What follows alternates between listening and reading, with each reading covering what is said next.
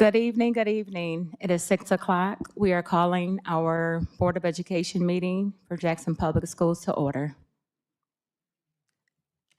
At this time, we will conduct the Pledge of Allegiance.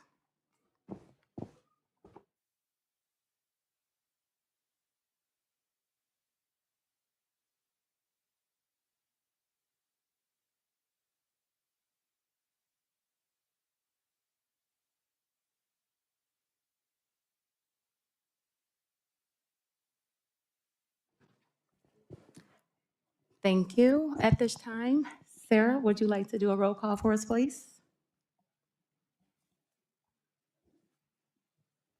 Mrs. Simonetti? Ms. Sharp? Here. Mr. Reddy? Here. Ms. Acton? Here. Mr. Dobies? Ms. Hunt? Present.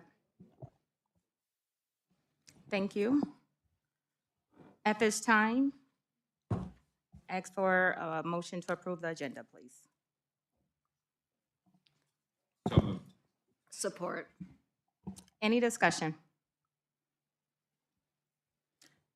Hearing no discussion, all those in favor of the approval of the agenda, say aye. Aye. Any opposed? Motion carries. Thank you.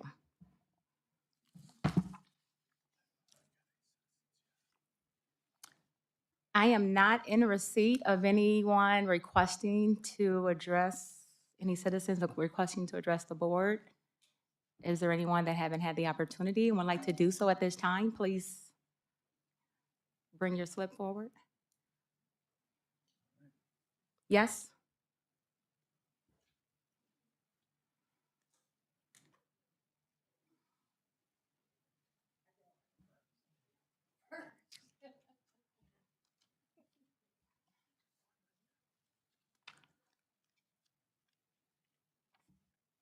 Anyone else wishing to address the board, please? Yes, one more comment? All right.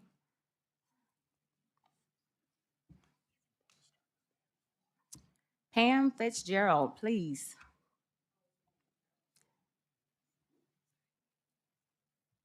Please start the 5 minutes right now. And be respectful and courteous.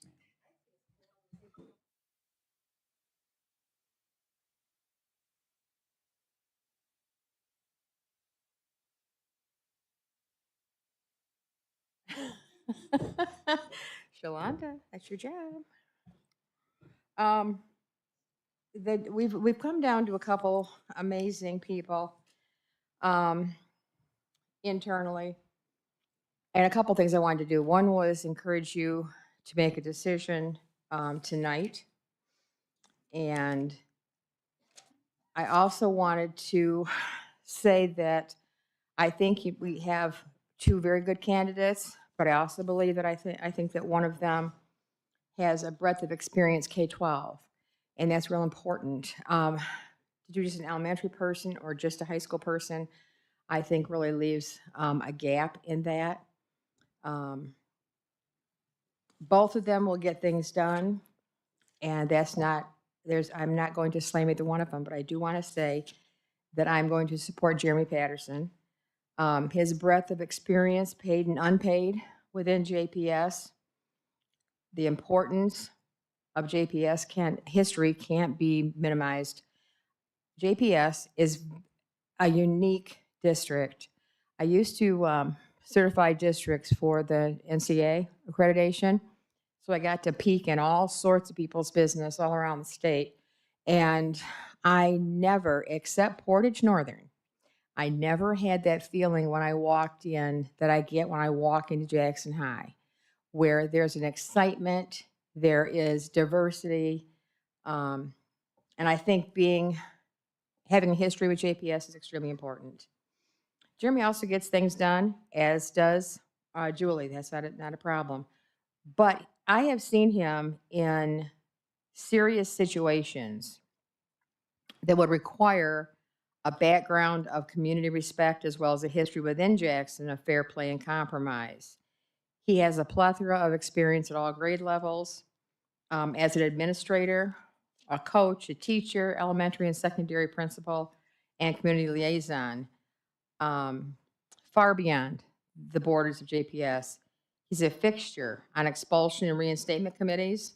And I'll tell you, when I sit in and hear him do those very, very difficult things and say those very, very difficult things to students and parents, I just had a comment from from a friend who said, "You feel like you're in church. You want the kid to succeed." You know, I might think, "I don't want you back. Look what you did," but oh no. So I think that we have a situation that affords us the opportunity to choose the most qualified at this point.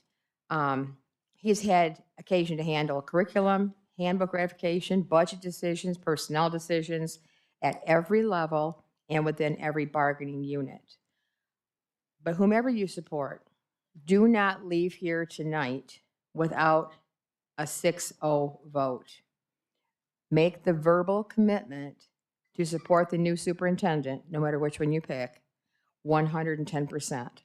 This has to go on as we have. Jeff's put us in a great place financially, and every single surface of this district in the last several years has been touched, and it looks great, and people are appreciating where their money goes.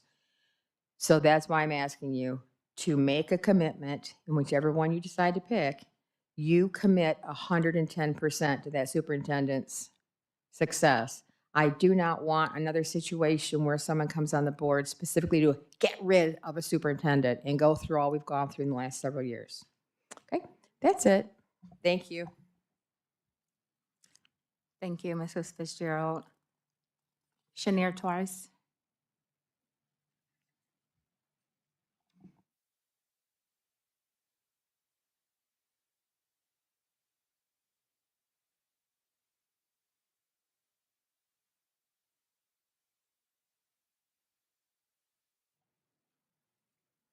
Hello, how are you?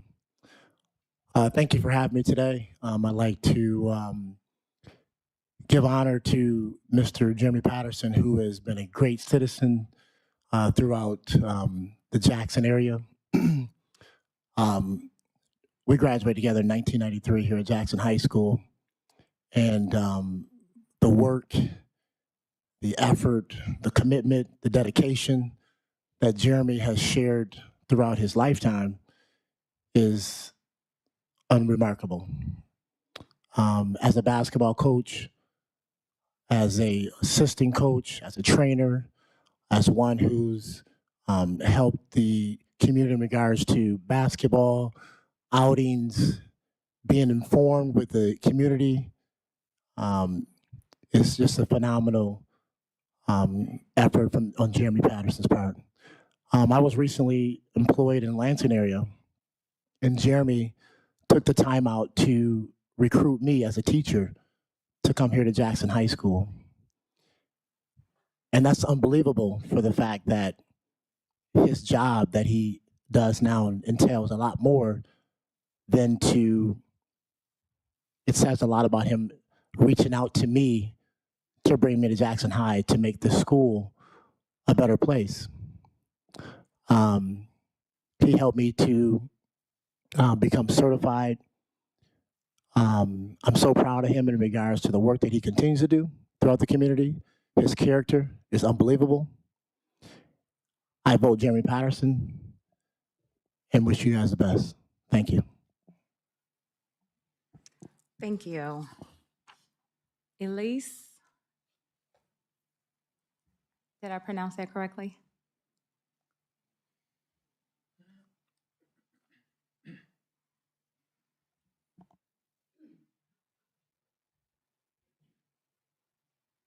I just wanted to thank you guys for taking the time to allow us to speak and considering what we have to say, and for posting the board meetings online. I appreciate that because that was how I was able to view the interviews and everything.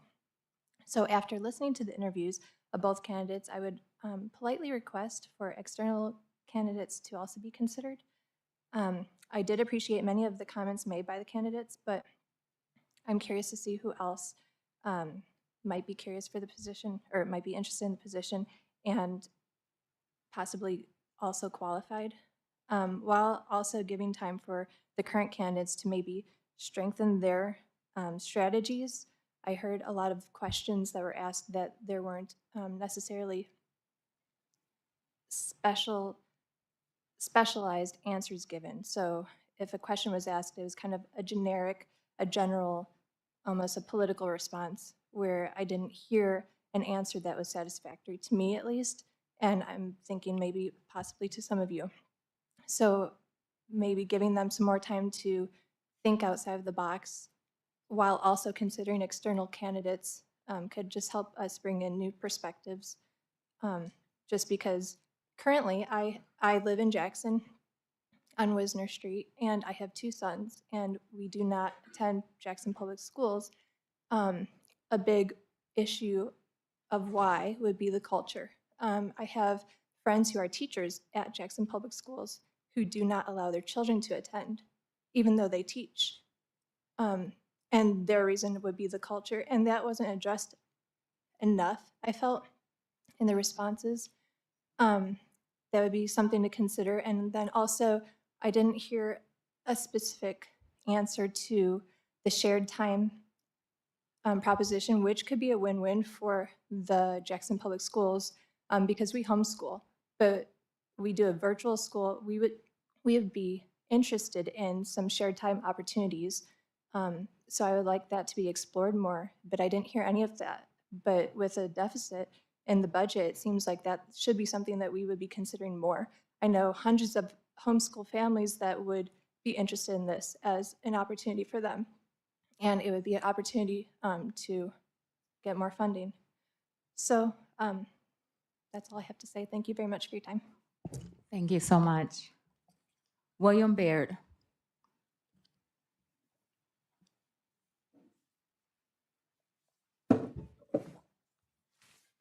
Good evening. It's really surprising for me to consider exploring external candidates.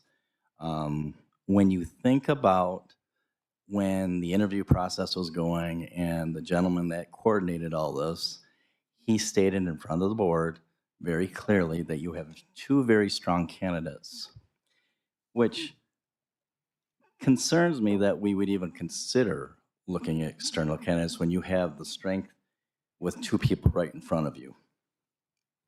I question the necessity of seeking external candidates, given the wealth of experience that both these individuals have. You have teaching experience, you have principal experience, and the duties that they presently are carrying. Furthermore, I'm concerned that the board's decision is based on not necessarily the facts in front of them. If they do decide to go externally, it's more of a personal issue. And I worked in the banking industry for 32 years. I worked for some very large corporation. You always go with what's you have inside, because they have the experience, the knowledge, and they know the ins and outs of, in this case, the school system. I find it interesting that we'd want to waste resources when you already have 2 qualified people. So I would highly recommend that you consider the 2 individuals that you have. I know both of them very well. They are very strong candidates, but as a board, I would highly recommend that you consider the 2 that you have in front of you. The one thing that I have a really big concern is knowing that all the things that have been going on with the board, the animosity towards people, the fact that it doesn't seem like there's cohesiveness with individuals. I'm not convinced that if you have external candidates that you're considering are going to be attracted to this school, because you have a ton of information out there right now that has been publicized of the fact that sometimes board members can't even get along. They can't get along with the superintendent. We have to, first of all, make sure that the board members as a whole are working together. These 2 individuals, whichever one that may be selected if you don't go externally, have to have the confidence in all of you to be able to do their job. And I'm not convinced that that has been always the case.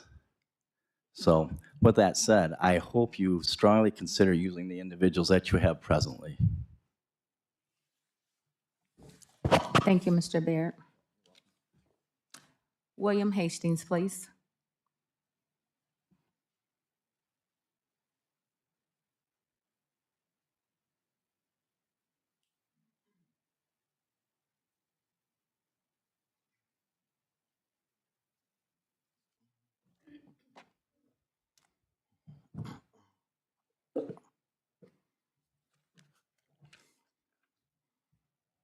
Good evening, Board. So I'm here tonight to discuss the superintendent hiring process. So I noticed there's sort of a flurry of activity on social media over the weekend of various people unhappy with the process and who are asking and soliciting people to come to this meeting to ask for an external candidate search. So for the people tonight who support the external candidate search, I'm very big on First Amendment, free speech, political expression. I respect your views. I don't even disagree with them in their entirety. But what you have to understand is the current superintendent announced he was going to step down from his job on February 28th.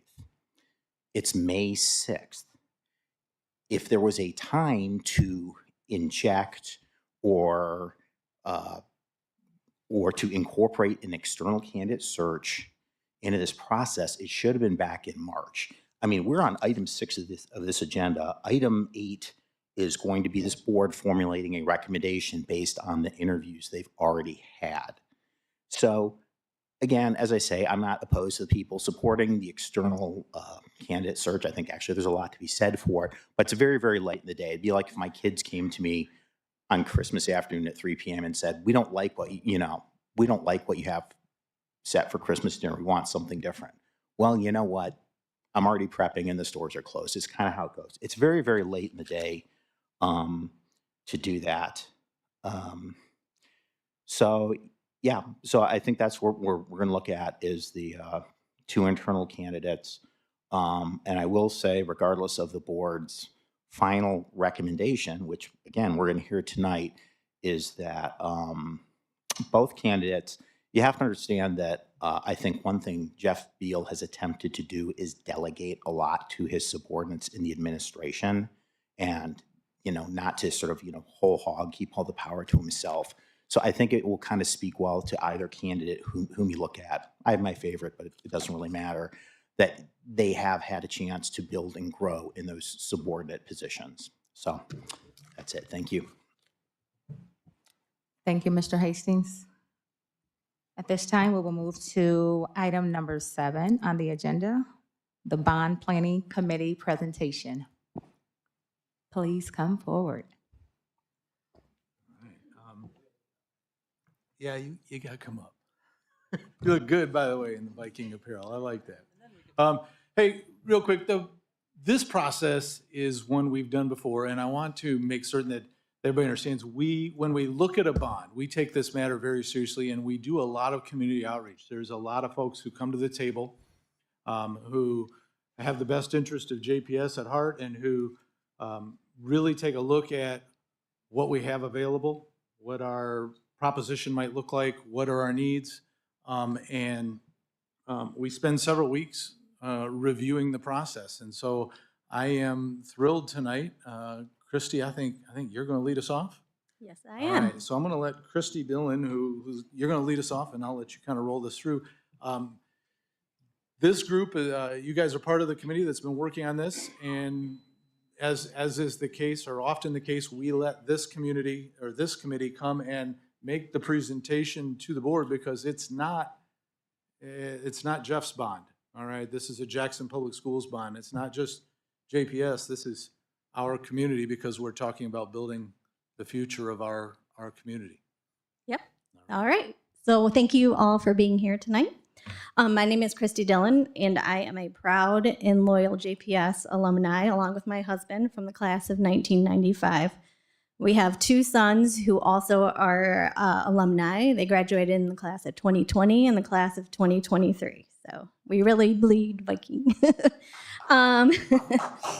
JPS is, so I've worked in the district for over a decade, and I am currently the district parent liaison coordinator, which has allowed me to build so many amazing and great relationships with JPS families. Best part of my job. I have been a part of 2 bond committees, and I'm excited to keep building up our Viking community. So now I'm going to let the other 2 introduce themselves. Hello, everybody. My name is Kitty Ann Lataki. I am a parent in the JPS school district, have been since 2017, and I currently have 4 girls in the district. I have a high schooler at Jackson High.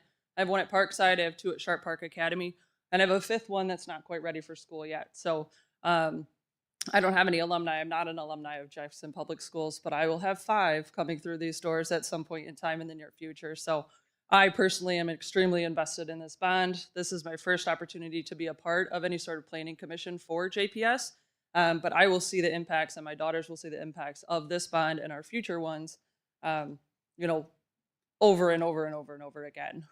So I'm really excited to be here tonight. I'm also a business owner in the community. I'm a local real estate agent, so we do a lot in the Jackson community in and of itself and within the district consistently. So thank you guys for your time today. Good evening, everybody. My name is Jacob Inocencio. I'm also on the bond planning committee. I'm also not an alumni of J High. I went to Western class of 2016, but I did not go to Lumen, as Chris Giannetti thought earlier, so I've got that going for me. In all seriousness, though, I have a 2-year-old little boy named Forrest. He attends the Felician Daycare at the Montessori School, and he will eventually be an alum of J High, I think probably like 2037, if I got that right, maybe 2039. Which makes me already feel old. But I'm very invested in the community. I'm lucky enough to serve as the executive director of Grow Jackson. And we are a program partner with every elementary school and middle school at Parkside, working with over 1,400 JPS students. I deeply believe in the tenets of public education, and I think there's no more important investment we can make as a community and as an organization and as taxpayers into the next generation. So really honored to be here with all of you tonight and looking forward to sharing what we have come up with. Thank you.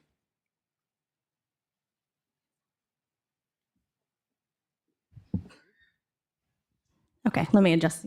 I would have worn my tall shoes. I said if I knew the podium was going to be this tall. Okay, so thank you to the board for allowing the committee to present our recommendation and for your consideration of this exciting scope that we are about to present. So our process began with the district sharing the charge for our committee, which simply states to critically interpret information and bring consensus to a strategic plan for upgrading educational facilities and learning environments that foster exceptional and global learning opportunities, therefore aligning curriculum, activities, and space. The committee will work toward developing a bond program recommendation for the Board of Education at the conclusion of their analysis process.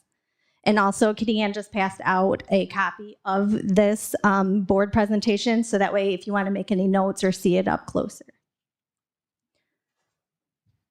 The committee was comprised of the 46 individuals named in this chart. They represent not only teachers and administrators, but also parents, students, board members, and other community members. We were also supported by many team members from the professional team, architects, and construction managers and district leaders who provided us with important information along the way. Now we're going to be on to the basic steps in the process. So this process was divided into 3 main parts, which each of us will speak on. So the first part is discovery, where we learned a great deal about our district, our buildings, and the vision for modern learning. The second part is exploration, and this is where we began to react to concepts and ideas for changes to our buildings. Then we moved those ideas in a direction we felt supported the vision and mission of the district.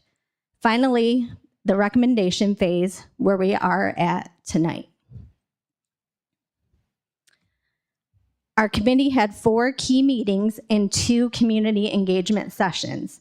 In addition, we had access to our team's Google Drive, which all of you have access to as well, board, where we were able to access and download a great deal of important information covered at our meetings. Or if we missed a meeting, it was nice to be able to have access to that to go and review anything that was discussed.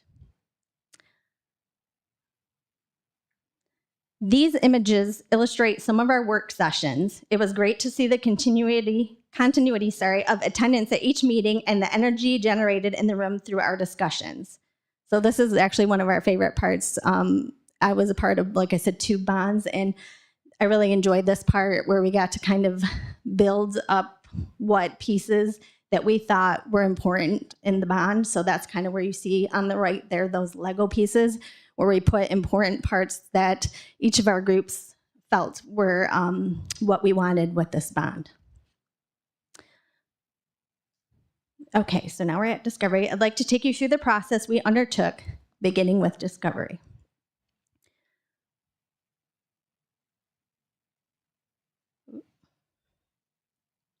During the discovery phase, we've covered many topics, including district overview and financials, the facilities condition assessment, program assessment, and we also discovered what the broader community liked through these community engagement sessions. All of this information gave us a very solid understanding and foundation to help in our decision making. The district gave us a thorough understanding of the goals and vision of the district, as well as enrollment trends for the district, as you see in this graph.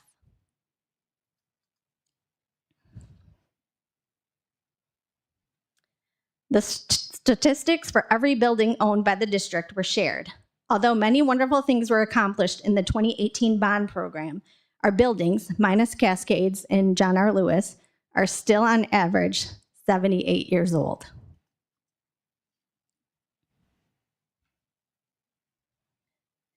The district's financial consultant presented details about how school construction programs are financed through bonds, and more specifically shared the fact that right now, voters could consider a bond proposal of approximately $120 million in November 2025 without an increase in the current debt millage rate. So that's important to remember, without an increase.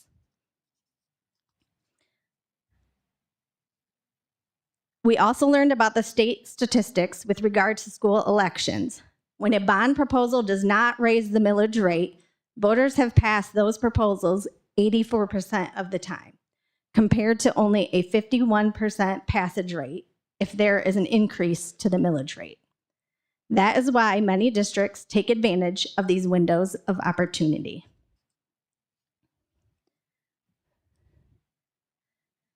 We then learned about the scope of infrastructure needs across all of our district buildings. The team that investigated the needs included architects, engineers, construction professionals, and our technology leaders.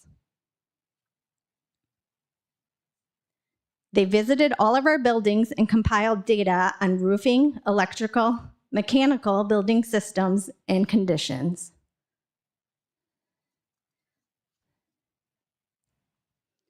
The information was separated into 3 end of useful life categories, including immediate needs, or those past useful life, 1 to 5 year needs, and 6 to 10 year needs. The entire detailed report was prepared and shared with committee members on the Google Drive. This chart summarizes the needs across all buildings.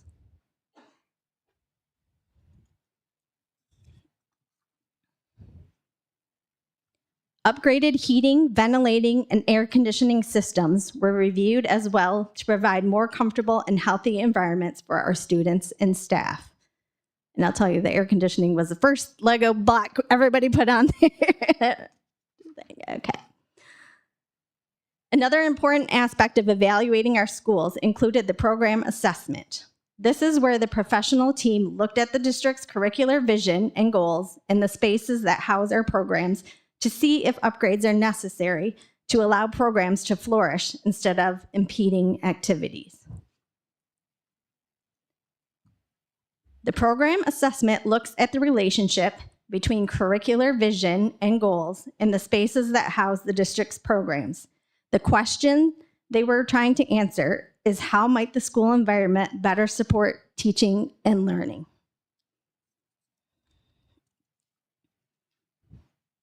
This effort began with the professional team meeting with district leaders to understand the vision and values of the district.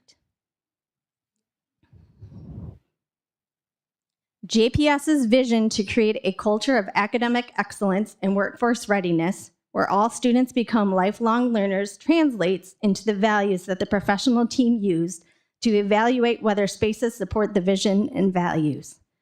Throughout this process, we learned directly from our curriculum leaders to understand the vision for preparing our students. When the professional team met with principals, 4 questions were discussed. The goal of these discussions was to evaluate whether their buildings were supporting education in the optimum way. We are very thankful to our principals for engaging and being a part of the committee so we could best support our students. A full report was developed that includes all of the important details of these conversations, but overall, a common theme across all buildings was the need for hands-on learning. Looking at how activities and goals can be supported, these became the tangible ways space can be upgraded to better support teaching and learning.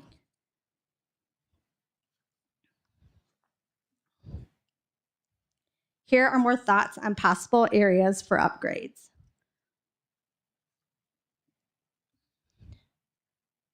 After taking away a great deal of discovery information, we headed into the interactive phase of our meetings. In our first exercise, we were asked to rank a list of guiding principles. Guiding principles are broad goals that guide the development of potential upgrades to our schools and ultimately are the basis for outlining bond program scope. The prioritization ranked hands-on, active learning opportunities first, followed by career technical education, optimizing comfort and safety, STEAM, equitable collaboration space, etc. The professional team used these goals as they embarked on developing concepts. Now I'd like to bring up Jacob to talk to you about our exploration phase. Thank you.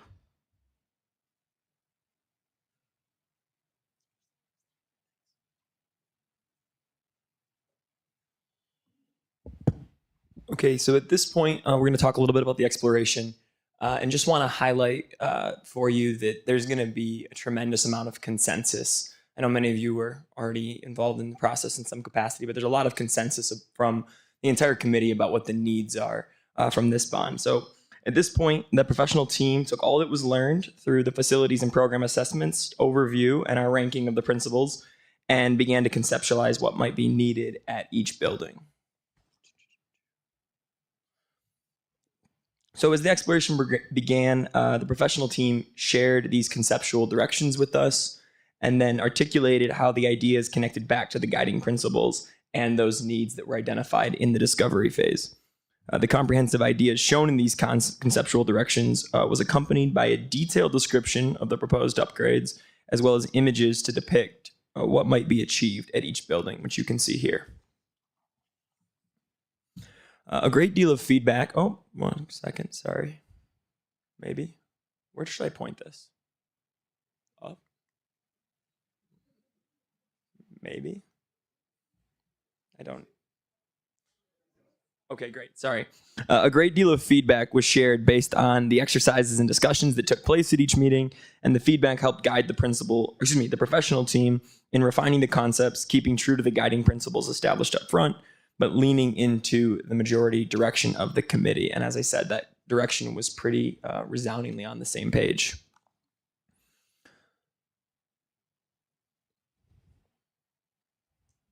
They didn't teach us this at Western. Just kidding, Elena. I don't know. I'm sorry, everybody. Oh, maybe. Point it down. I know. Okay. I got this one, but 0 for 2 so far. So yeah, I'm hitting the arrows. Yeah. Not at all. Please, thank you. I'll talk about. Yeah, I will for sure. Okay. So we did the build your program exercise that we referenced earlier, and basically what happened was we broke down into all these different categories, what the costs would be, and what the investment would cover. And you can see that here in the build your program exercise. We had a budget of $120 million, and if we did everything on this list, it'd be about $152 million. But the refinements to the concepts were presented in meeting 3. Thank you, sir. And we moved into an exercise called the Build Your Program, where we were asked to formulate this budget. Okay, well, now it's definitely not the batter. Oh, there we go. Okay. Though the dollars presented in the Build Your exercise were over 150, each table had to work to bring it down to 120. As we said earlier, that air conditioning and the student comfort was absolutely critical, and I'm sure many of you can empathize with that. After working on the builds, representatives at each table shared their program scope, and the professional team, of course, was looking for those commonalities of thinking and differentiators. And as you're going to see in a moment here, there were many similarities from all the tables. So really important to highlight here, and it's a little hard to see on the screen, but you have it in front of you, that in most situations, we had 8, 9, and 10 out of 10 tables on the same page about what these priorities were. We also had overwhelmingly strong feedback from community engagement. Community members were invited to 2 different presentations where the process and the recommended direction that we had come up with was shared. The group was asked to rate the scope presented and then to participate in discussions about a number of topics. Student groups were also presented the scope for the high school upgrades and provided valuable input. The broader community input dovetailed with our direction perfectly, and 100% of those who participated in the community engagement session said yes, place the proposal on the November ballot. Following the community engagement sessions, the bond planning committee met one last time to evaluate input from the community and student sessions. At this final meeting, we learned that the financial consultant ran numbers again because actual tax values and not estimates were now known for 2025. Based on these new numbers, we learned that there was about $6 million more to work with. Various scope items were brought up by the community members, which the professional team felt would provide equity and student opportunities that were valuable to include. These equated to approximately $6 million more in spending. After discussion, consensus was reached, and the group unanimously agreed to move forward with the recommendation that we will now present. With that, I'm going to hand it off to Kitty Ann.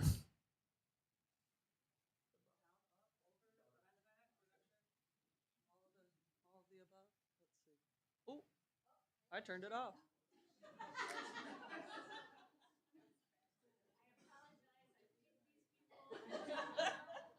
I went to Northwest, so I didn't live in that area there. Don't hit this button. Don't hit that one. It was my fat thumb, and then over, right? Aha. All right. Okay. Believe it or not, I'm excited to be here, minus my faulty equipment. We are extremely excited to be able to move forward with this recommendation for our bond. It's been a very rewarding process evaluating and preparing for this recommendation. And on behalf of the entire bond planning committee, I'm excited to be able to present it to you guys. As you can see, and as we talked about it, Jeff mentioned, we've spent a lot of time preparing for this today. So over 400 hours of time were invested by the committee members, including 4 meetings, 2 community engagement sessions, student feedback, and a great number of conversations about the assessments, surveys, and concepts. We're confident and enthusiastic by this final bond program recommendation. We feel that this process brought to light the needs of our school district staff and students, and also brought the desires of our community to the forefront, a desire to support its school and its future. Through collaboration and consensus building, we believe our committee's work has culminated in the exceptional bond proposal that we serve the students and the community for years to come, and continue to keep our district as a forefront in the districts in Michigan. The highlights of our recommendation are listed above, and we'll now go through them, each detail by each building. Our recommendation is to place a $126 million bond proposal on the November 4, 2025 ballot. This represents a 0 increase for the current bond millage. The following are the highlights of our recommendation. We'll provide details at each building following this. Infrastructure improvements across all districts are against all district buildings covering needs from years 0 through 8. Upgrade all district cafeterias that were not remodeled in the 2028 bond. Upgrade space at the JPS Montessori and at Sharp Park Elementary. Create outdoor learning spaces for all the school sites. Identify technology improvements. Upgrade current pathways and science areas at Jackson High School to create lab and collaborative spaces to support current and future programs. And create a new Jackson High School Innovation Center, which will also serve as home to the Jackson Public School Administration offices. We're going to work through each school now. And we'll start with Dibble Elementary. As I describe each of the schools, please note that infrastructure items that are needed are listed. And we're going to talk about the program updates within each building. So at Dibble, we'll renovate the cafeteria to provide outdoor learning opportunities. At Hunt Elementary, the program upgrades will include renovating the cafeteria and add outdoor learning areas. At JPS Montessori, we'll renovate the cafeteria, add outdoor learning areas, add lockers in the hallway, and remove cubbies from the classrooms. We will also repurpose the center cluster to create more hands-on learning and collaborative experiences.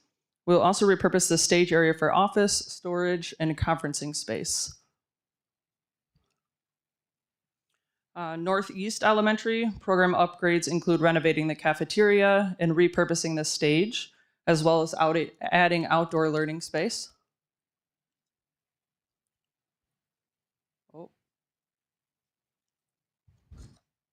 At Sharp Park, there'll be a kitchen addition, which is very exciting. Repurposing of the stage area for collaboration, renovating that cafeteria, renovating the teacher's lounge for upgraded community space, and adding an outdoor learning area. Parkside, at the middle school at Parkside, most of the items needed there are the infrastructure upgrades, but we'll also be adding outdoor learning area as well as upgrading the tennis courts. At Jackson High School, a number of the program upgrades are planned. Those include renovating and upgrading the cafeteria, new furniture for our cafeteria, creating collaboration space and marketing opportunities in the cafeteria, upgrade to the student school, or the school store, geez, it is a student school, right? To the school store. And then we will renovate the current pathways and science space to accommodate future programming.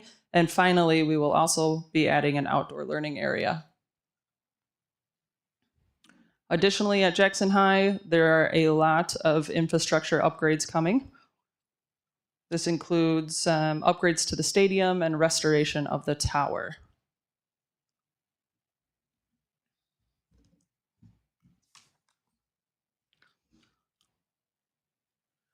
And then additionally at Jackson High School, the new Innovation Center will be built that will also house the administration offices due to the removal of Reynolds Hall. Using this site allows for the Innovation Center to be physically connected to the high school for ease of use by both students and staff. The Innovation Center will promote Jackson Public Schools' commitment to lifelong learning and life skills preparation. The center will also be highly visible to our community.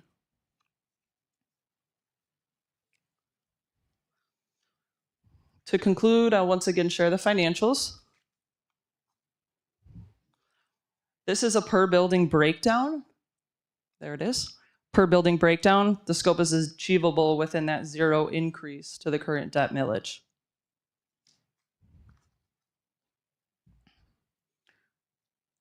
In conclusion, if you guys want to join me here.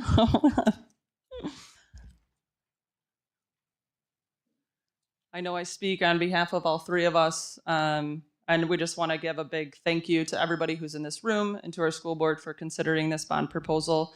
We're very honored and grateful for the opportunity to having been involved in this process. It's really neat to see it come from idea to actualization. So looking forward to that. We look forward to your favorable consideration within our recommendation. Thank you for asking us to be a part of this important effort, and we believe we'll have a positive impact not only on our students and our staff, but on our entire community.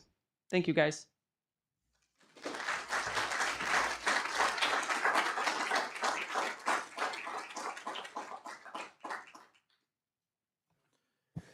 Thank you very much. Did the board have any questions? I know you've seen kind of some of this along the way. Any questions or comments? Madam before- President.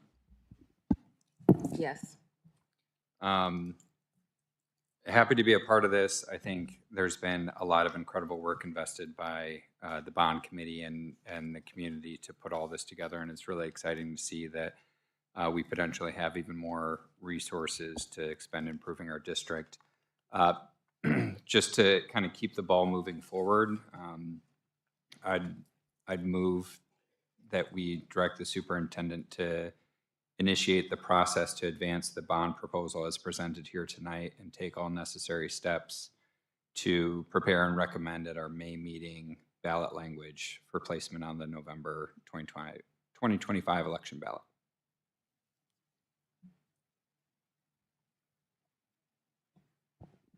Support.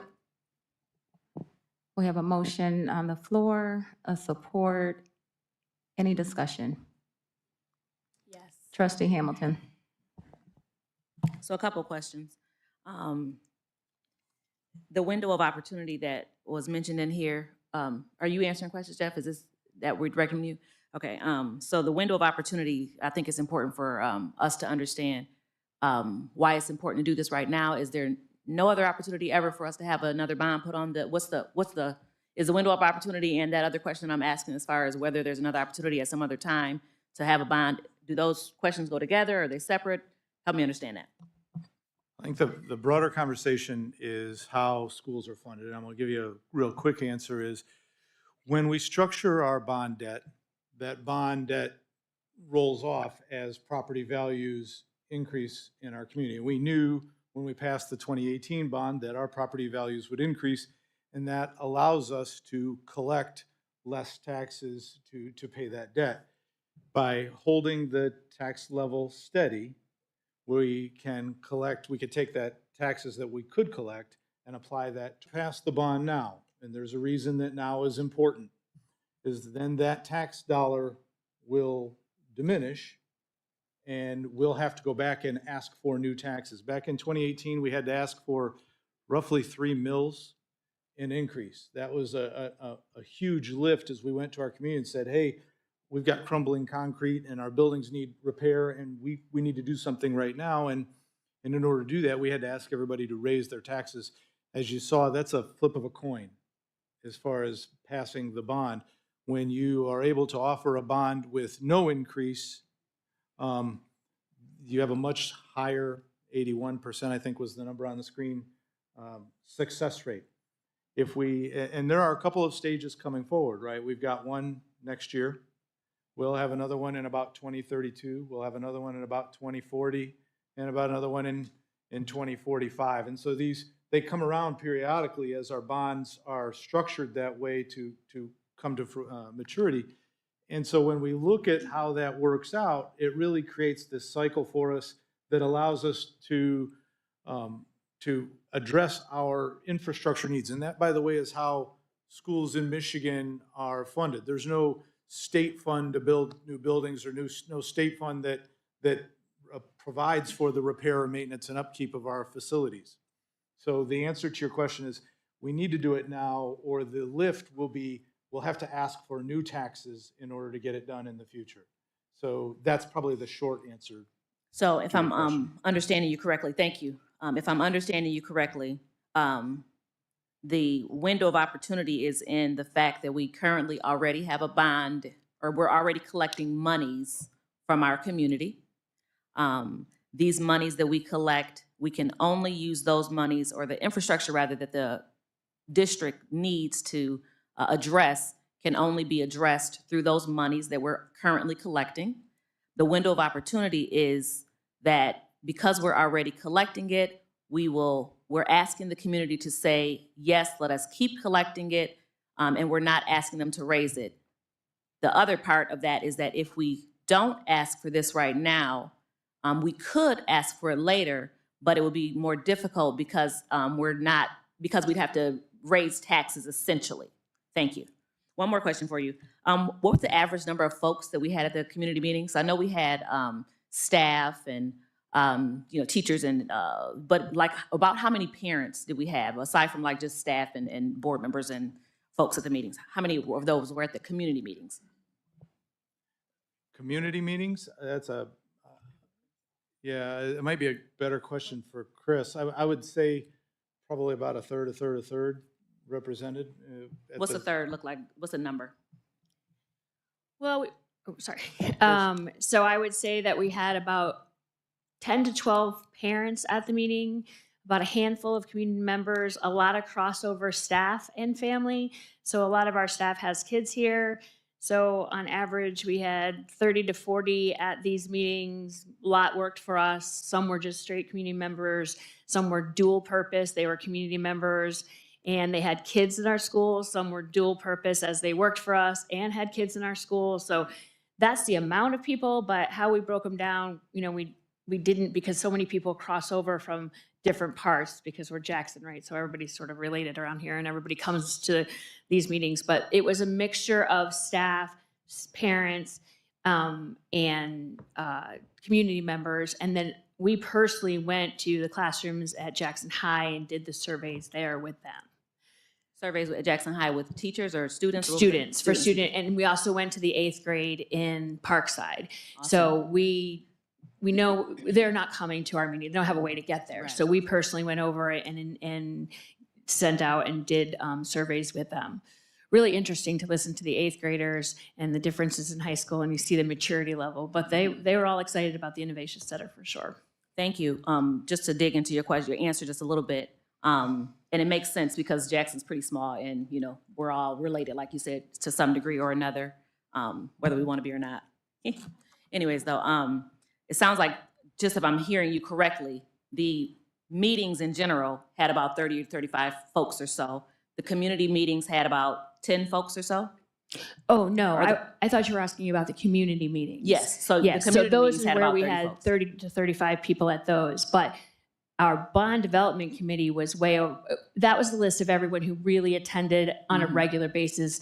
A couple meetings we had more because someone could only attend one meeting, but then those were the people who actually all attended the most meetings and got the most understanding out of it. But yeah, that was our Thank number. You. Yep. So if I'm understanding you correctly, it sounds like at our community meetings, we had about 30 or 40 folks, and we didn't break down who didn't have a direct connection to JPS because most of them were staff or people who had a connection with JPS. Yeah, I mean, I guess I would say that there were staff, but there were a few community members, and we had a lot of new parents, which was kind of cool too. So we all went around the room to get to know who was there, but we didn't take any sort of tally of where they came from. Thank you, Chris. Any further discussion on the presentation?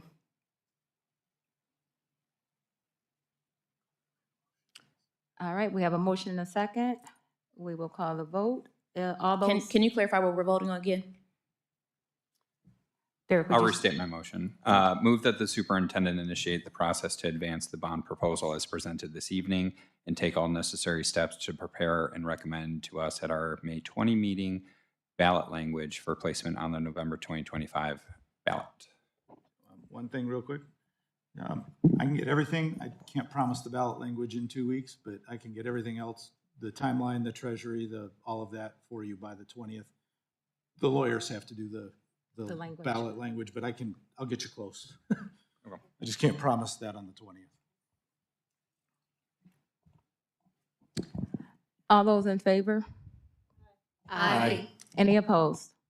Yeah, I'm opposed because we had this scheduled for the next meeting. We would have been able to have more time to have more conversation around this. So I'm opposed for that reason because I would have liked to have a little bit more conversation after this meeting. So no. Motion passes.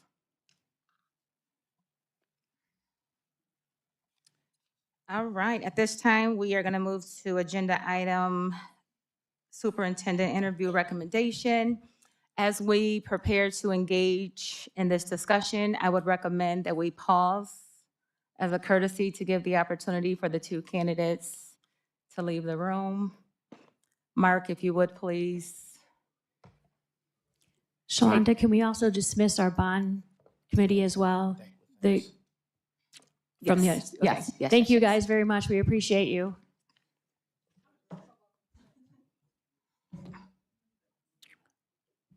Thank you, Bond Committee. We appreciate your efforts. This pause will allow the privacy for each candidate to choose to watch our debate, our discussion, to react in private, and individually choose when they are ready to return to this space. Thank you, everyone that is present tonight. Mark, if you would, please. I'll wait till you come back.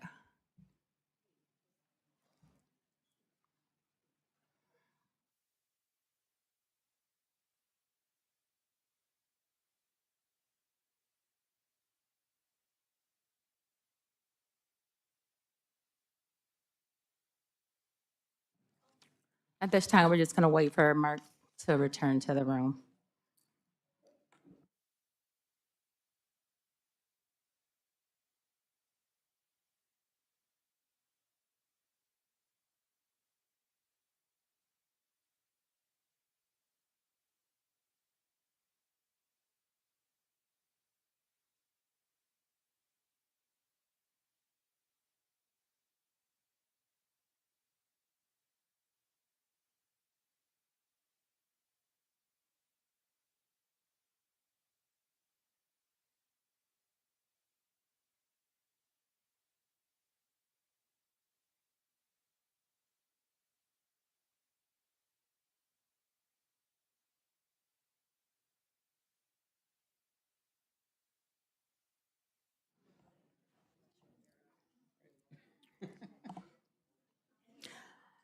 Mark, if you could just come to the desk for us, please, and be available for any questions that we may have. Thank you. I would like to say that we are about to make one of the most important decisions of our tenure on this board. New management, new challenges to financial decisions, funding, uncertainties at the state and federal level. Significant adjustments to the way in which we are teaching and learning will also occur within our JPS district. As a board, we must be united and support our administration with trust and mutual commitment. Mutual commitment toward improving student academic achievement and to stem the outward exodus of students from this district. Therefore, after thoughtful deliberation and consideration of the internal candidates that will be chosen tonight, we will open the floor to further discuss who will take the leadership role for Jackson Public Board of Education. Madam Chair. Yes. I'd like to offer a motion just to begin the deliberations on the matter, and if seconded, I'll go into some of my reasoning behind it. It's a little lengthy, but I would move that we direct the board president and vice president to engage district legal counsel in good faith contract negotiations on the terms of employment agreement for superintendent of Jackson Public Schools with Jeremy Patterson, and further that we arrive with a draft contract for review and consideration no later than our June 17th Board of Education meeting. Support. At this time, we have a motion and support on the floor. Any discussion? Vice President Dobies. Thank you, Madam President. I've served on a number of different boards and commissions and been in elected office for well over a decade. I didn't expect this, but this is probably one of the hardest decisions that I've made in my tenure in public service. Some board members never get this responsibility. In this space, as school board members, I think it's a good problem for us to have. It's an exciting time to be a Viking, and I'm really proud of Jackson Public Schools for a few reasons. the work that we've done and the culture that we've built has produced two really stellar candidates for us to consider as our next superintendent, and probably even more in the district that could take that leap. Both Jeremy and Julie meet the requisite qualifications that we set out originally in our search. Both went to school here, both taught here, both served as principals and now administrators. Both exceeded my expectations for support from the schools and the community. And at a time when other districts are struggling to attract quality superintendents, I think we can all be proud that this district has produced two really superb internal candidates. It was a really challenging decision.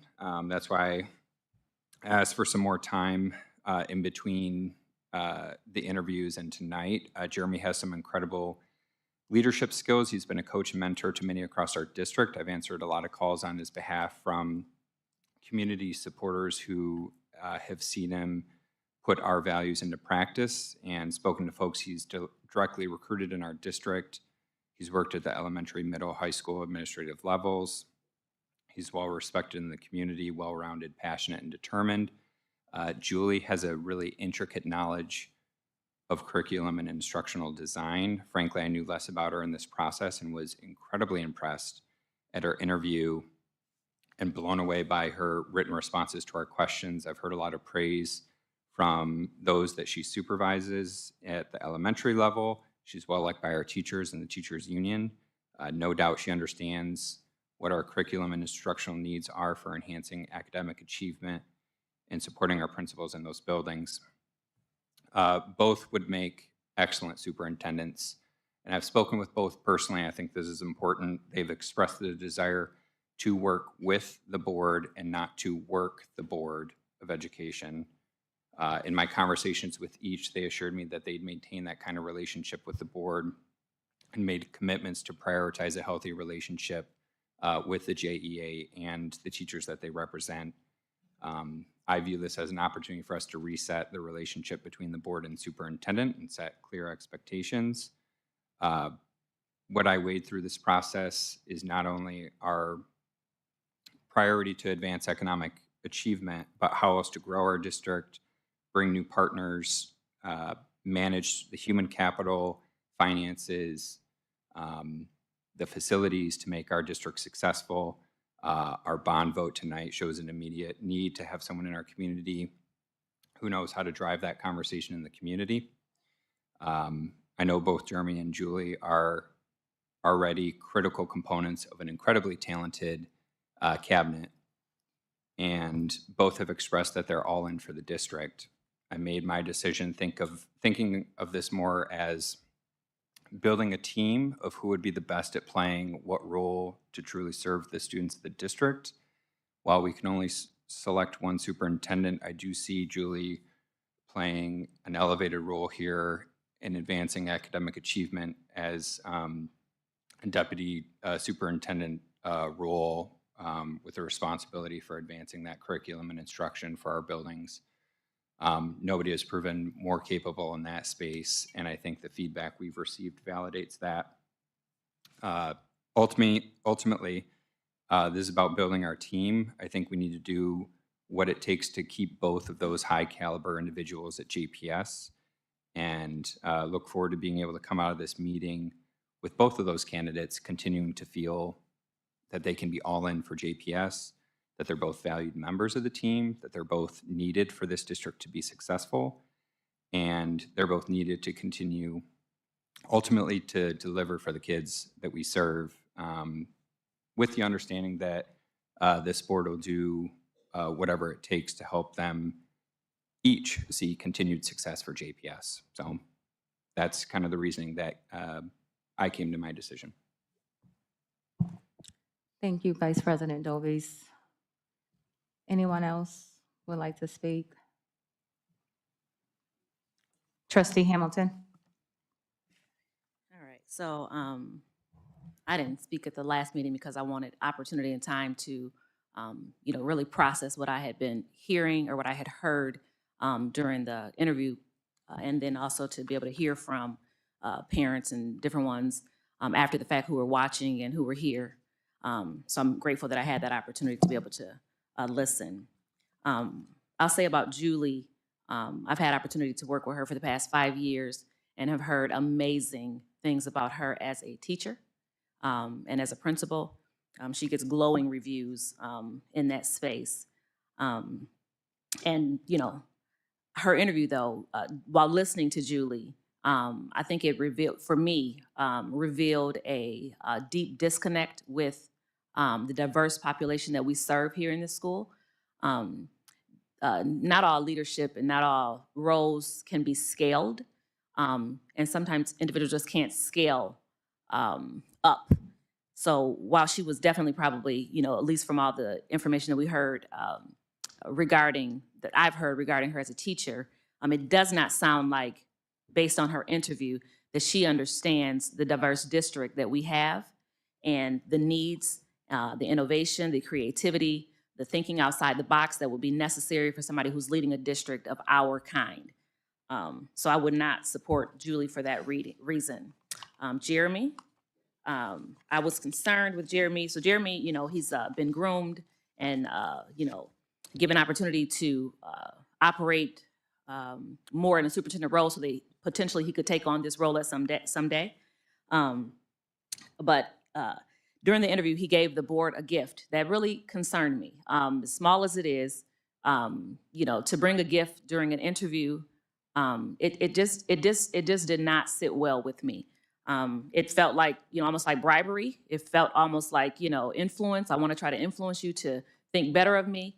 A gift maybe after the fact, you know, I could see maybe, but before the fact. And he didn't have opportunity to explain it. He did say that he wanted to be able to explain what that looked like. But regardless, I don't know that I've ever been in an interview process where an individual will bring a gift and anybody think of that well. You know, it really bothered me, because if that's the type of leader that you are, what else are you doing to get by or to get your way? That bothered me a lot. The other thing about Jeremy, I asked him a specific question around his leadership, as far as, you know, understanding as a leader, you know, mistakes that you've made and addressing those mistakes, and how did you fix those mistakes.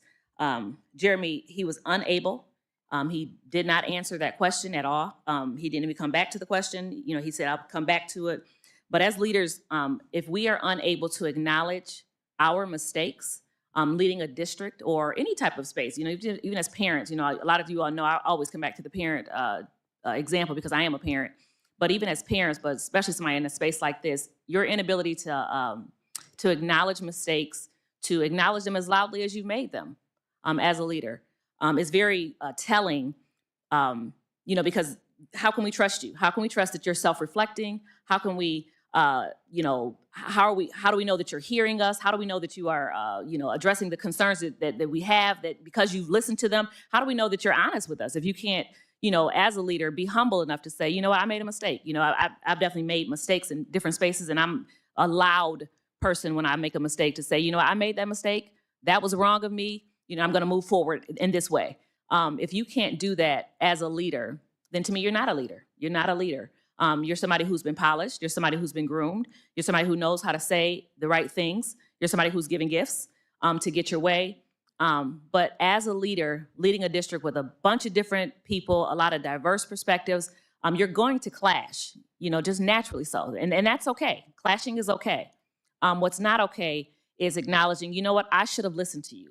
You know what, I did that wrong, and I'm going to do differently. If we don't have leaders like that in our space, then again, I don't feel like they're leaders. So for that reason, I would not be in support of Jeremy either. Yep, and that's all I have for tonight, for those. Thank you, Trustee Hamilton. Anyone else? Yeah. Thank you, Lena Sharp. Thank you, Madam President. I just want to take a moment to express that I think humbly this is an opportunity that I did not expect to be ever to participate in. And one of the reasons that I think I was elected to the board was because I am a teacher, and I have a unique perspective as a teacher to the realities of a classroom. And so I would be remiss not to mention that I think pouring over all of these responses in the interview, poring over letters of recommendation, looking at these written responses to say, as a teacher, sometimes being in the classroom can feel like you're holding on to a stick on the side of the river and just praying that you don't get swept away. All of the different demands and expectations. When I read Julie's written responses, I felt like someone was throwing a lifeline. When I read things that were specific about what could be done in the classrooms to address real needs, I was moved. And I compared that to what I felt were adequate responses from Mr. Patterson, but nothing that made me feel, if I were a teacher, that I had something that was going to propel me forward and help me do my job much better. I will say that I am in support of an internal candidate. I see the perspective and I understand the want and need for an outsider to come in with a fresh perspective. However, when we have two qualified internal candidates, and as a board, we have an opportunity to take charge of what we want to see out of these individuals. We have that opportunity as a board to collaboratively decide what that looks like and then hold them accountable to that. So I would be in support of either. My preference is Miss Julie Baker. Thank you, Trustee Sharp. Treasurer Acton. So these two candidates are really extremely well qualified. And I've met with both of them. I've taken a week to hear from stakeholders and constituents. I've really thought long and hard about this. And I think Julie does amazing work with curriculum. She just, when she wants to, she's really good at what she does. She gets the job done. But I'll tell you what, I've been with Jeremy Patterson, Mr. Patterson, when he's doing disciplinary hearings. He just knows people. He knows the families. There's so much history. He's coached the basketball. And like I think I was telling Pam Fitzgerald, it felt like a church meeting. He was so kind and so considerate and so encouraging. And I'll tell you, I think that he's got so much public, he's always out in the public. I see him all the time. And he's intentionally relationship building. He recruits people to come to this school and he recruits teachers. And I think that that's the type of person we need for a superintendent.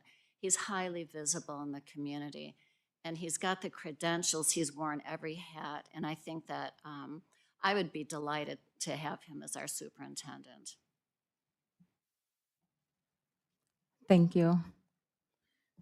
Any further discussion? Trustee Reddy. Yep, I wrote a lot of things, but I don't think I'm going to read. Not many people know I've been living in this town for 30 years. When I first came to this town, I didn't know a single word in English. I have to spend a lot of time to myself learn and able to communicate with everybody. And all started right here at Jackson High. And I've been involved in a lot of things, especially in the recreational department, especially about 13 years. Rec soccer, reffing soccer, tennis, running tennis programs, and I'm everywhere. I mean, there's not a single corner in this town I'm not here, even though I was living in Brooklyn at times with my uncle, but I was here everywhere. One person I see everywhere is Mr. Patterson. I see this guy so many places. There were times I got sick of seeing him, because it's so important. A lot of times, I coach tennis. I've been coaching tennis for 16 years for boys and girls at Jackson High. I tell one thing to my kids, It's what you put in is what you get out. This guy put so much into this community. There is no reason for not to select this individual, Mr. Patterson, as a superintendent. Just because I came through so many students who got inspired and motivated by this person. I've seen so many parents, myself, not many people know this, when I ran for the board, exactly right after my tennis season, in 20 days, I walked 128 miles in this community. And I'm glad we took the 1 week to decide on this. I was able to talk to, I had total of 300 signs, yard signs, and I put in 287 yard signs. I had 13 yard signs left. I talked to most of them who supported me in this process, and I got one answer,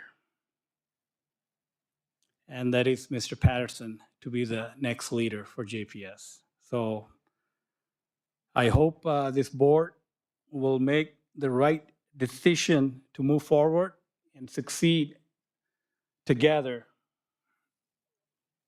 tonight. Thank you, Trustee Reddy.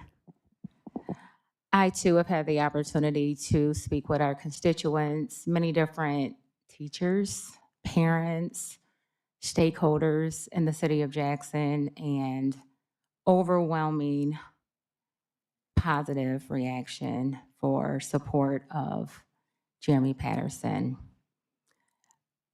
I sit here today in awe of both of our incredible leaders. They have demonstrated a connection and a commitment to our district. We had the opportunity to look at their resumes, the letters of recommendations. Over the weekend, as board president, I was still just kind of wrestling with my decision on what direction do we go in. And sent a few more questions out to both candidates, both of which responded again eloquently with a true vision of how they plan to move JPS forward. Today, I support Jeremy Patterson to begin building a healthy working relationship with our existing board. While we have new board members, again, Elena kind of spoke to that. This is new. You didn't know that you was going to come into this within, 3-4 months?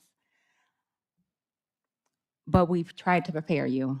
I think we've had an awesome MASB consultant that has helped us navigate these difficult conversations, answer some of our questions, and prepare us for this critical decision. I'm confident that either candidate has the qualifications to do this job. But as it's been mentioned earlier, we can only select one. And my selection today, personally, as an independent decision, my personal support would be Jeremy Patterson.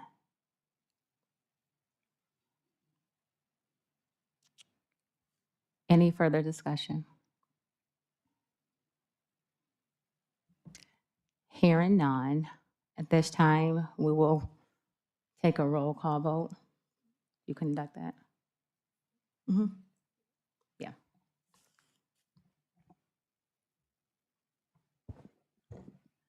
Ms. Hamilton, We're voting on Jeremy right now? Is that the motion? That's the motion, that's No. correct.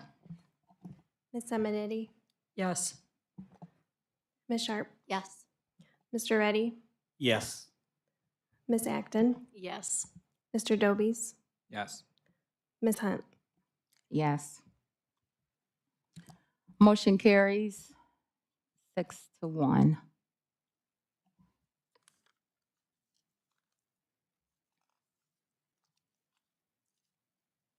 At this time, we will move to agenda item number 9. Motion for adjournment. Move to adjourn. Second. All those in favor? Aye. Any Aye. opposed? Meeting is over. Thank you kindly.